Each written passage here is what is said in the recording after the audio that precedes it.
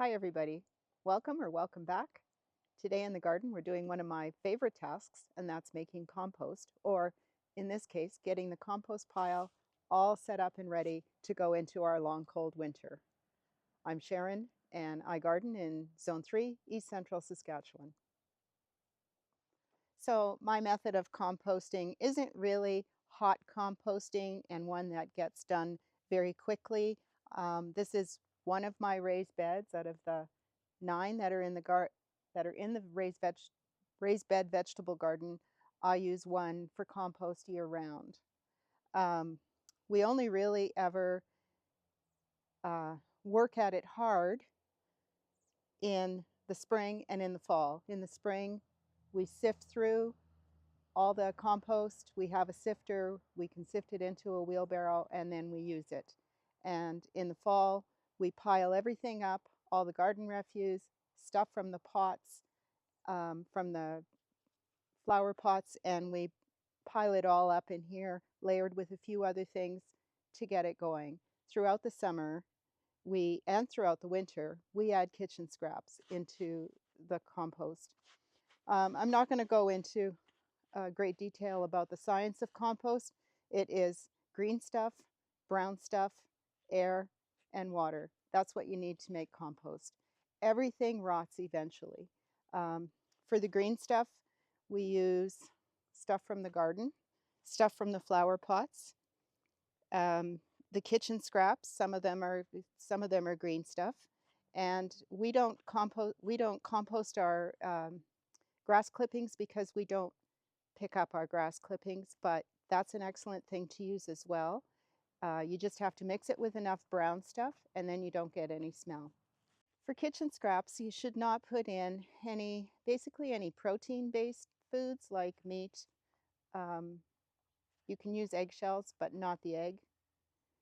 I don't put in any bread or anything like that, and nothing with sugar except for fruit, of course, which is natural sugar. In this way, by keeping all those types of things out of the compost, also no fat. I don't get any, I have never seen any evidence of rodents here at all. I've never come across a mouse or a rat or anything. Raccoons, I've never seen anything here. Maybe the odd bird. When the moose came through our yard last year, he had no interest in the compost pile. He was more interested in eating the twigs off the apple trees. So I'm just going to, again, show you how I go through it. It starts off with a layer of brown and green that I just sort of layer it over. I then add a sprinkle. Because I don't have a whole lot of green, I then add a sprinkle, just a small sprinkle, of lawn fertilizer. This is pure nitrogen. And that's basically what the green is doing, is adding nitrogen, and that gets it heated up and cooking. My pile never gets hot. It'll heat up some and start to rot some in the before we get into the real cold weather. But then basically it's winter freezing and thawing and all that kind of stuff that breaks it down the most.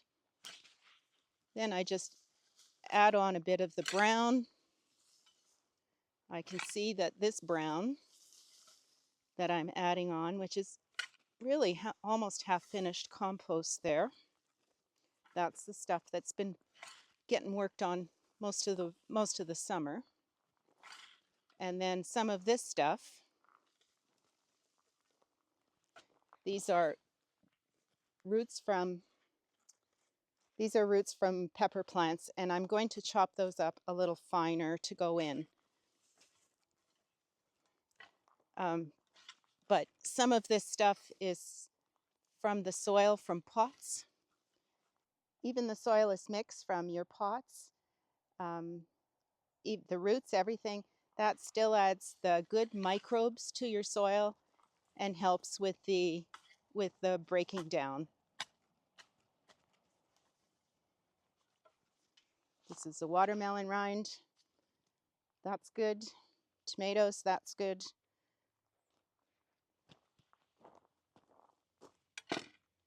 And because it's a little bit dry and I want it going into winter fairly, with a nice bit of moisture in it, just add a bit of water. The other thing you can add for brown stuff is paper, but not glossy paper. Dried leaves, straw. If you use straw in your garden at all, you could do that. Use that. Sawdust is very good. Wood chips are very good. Any of that is good. Brown stuff. And the brown stuff is all going to rot. The green stuff is all going to rot. If you have about half and half, it's going to cook a lot more and heat up. And when it heats up to about 150, I think, is the temperature that they look for. When it heats up to that, it kills all the weed seeds and everything like that. I don't put weeds in here. I do get volunteer tomatoes and volunteer sunflowers and things that are good volunteer stuff, which are usually pretty easy to pull.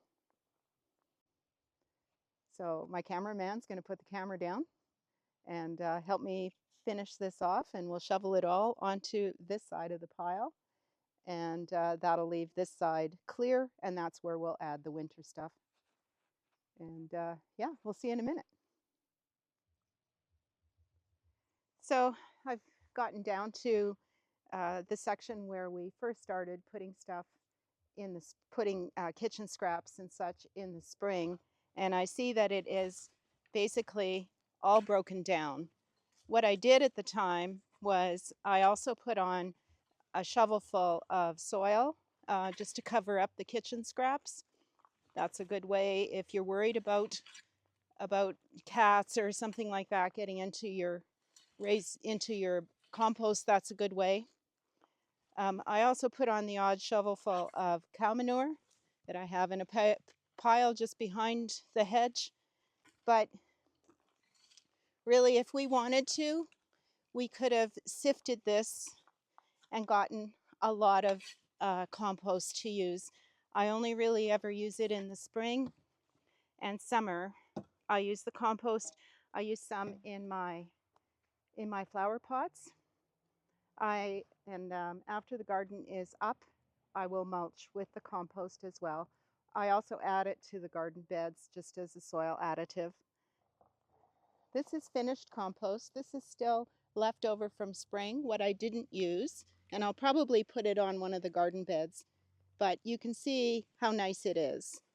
It's of course it's got soilless mix in there, like potting soil, and but everything else is just rotted material in there. Adds a lot of good stuff to the soil for sure. I'm a big proponent of compost. I was also growing a pretty nice crop of sunflowers in this one throughout the summer because the volunteer seeds germinated. And that wasn't a bad thing. It was a really nice thing to look at over here. I'm lucky enough to have a friend who is a farmer. She and her husband farm and have cattle, and they have supplied me with beautiful black gold cow manure. So that also gets added to the compost and the raised beds. I should have also mentioned that if you are going to use cow manure as an additive, you don't need to use another kind of nitrogen like the lawn fertilizer. The cow manure will have plenty, and it'll get those good microbes going in the heating up process. The other thing is if you are going to use a bit of lawn fertilizer as a nitrogen to get your compost pile going, don't use any pesticide in it. You just want the pure lawn fertilizer, and that's it, and it's just a sprinkle.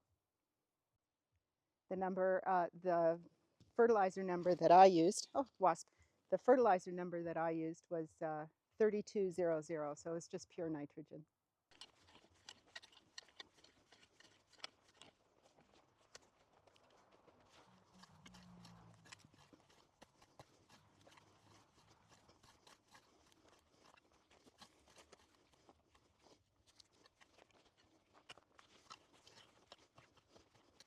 after all that, I'd like to mention that not once were we hit by any odors or smells.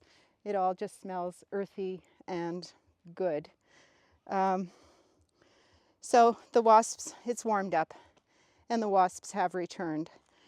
This is pretty much how it's going to go into winter. I still do have a bit more green to layer on, and I've left this brown to add to the top after I finish putting on the green. I like to finish it off with a layer of soil, brown, that kind of stuff, to keep it all down, keep the moisture in.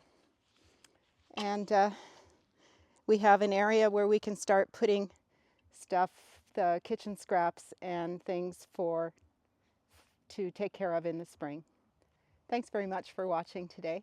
We're going to follow this up in the spring, and you can see how that all came through winter, and we'll go through the sifting process at that time and see how much compost we get out of it.